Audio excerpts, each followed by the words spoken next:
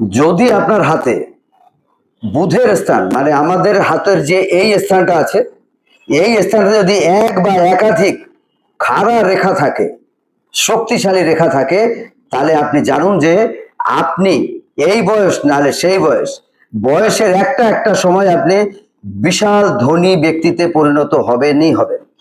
মানে আপনাকে ধনী ব্যক্তিতে পরিণত করবে বুধ।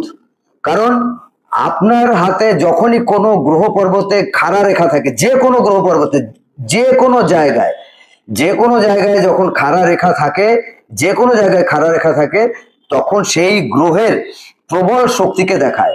আর যখনই আপনার বুধের কাছে একাধিক রেখা থাকবে, আপনি জানবেন বুধ কলা কৌশলের শক্তি নিয়ে আছে, বুধ কনসালটেন্সির শক্তি নিয়ে আছে, বুধ স্পিচ পাওয়ার নিয়ে আছে, বুধ কমিউনিকেশনকে নিয়ে আসে, কমিউনিকেশন স্কিলটাকে নিয়ে আছে, ম্যানেজমেন্ট করার দক্ষতাকে নিয়ে আছে।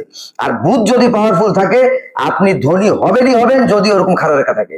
এটা আমি বলে রাখলাম, আপনি মিলিয়ে দেখবেন প্রত্যেকটা ব্যক্তি। এবং গুরু যদি ভালো থাকে, হ্যাঁ হতে পারেন আপনি জ্ঞানী, বিদ্বান, বুদ্ধিমান এবং সর্ববরেণ্য, সর্বপূজ্য, সর্বজনের যে ভালোবাসার ব্যক্তি।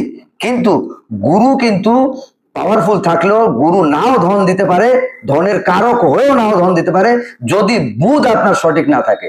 এই জন্য বুধকে যত্ন করুন, নিজের নার্ভাস সিস্টেম, নিজের কমিউনিকেশন স্কিল, নিজের স্পিচ পাওয়ার এবং নিজের মানসিক দক্ষতাটাকে শক্তিশালী রাখুন। দেখবেন যে বুধ আপনাকে একসময় না একসময় ধনী করবেই করবে।